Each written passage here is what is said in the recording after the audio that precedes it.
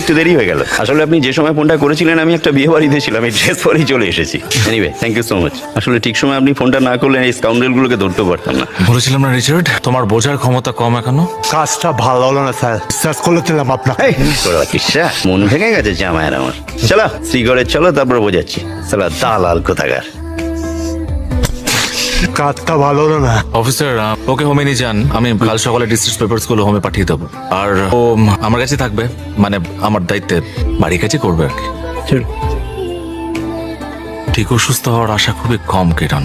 এইভাবে যতদিন চলছে চলুক, তারপর তোমাকে না হয় অন্য কোনো হসপিটালে পাঠিয়ে দেওয়া যাবে। সতীশের অ্যাক্সিডেন্ট হয়েছিল?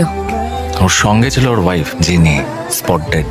এখনো জানে না, আর হয়তো কোনোদিন জানতেও পারবেন। অ্যানিভার্সারির দিন আমরা এই পার্টি থ্রো করবো বলেছিলাম। আমাদের কাছে আসতে কি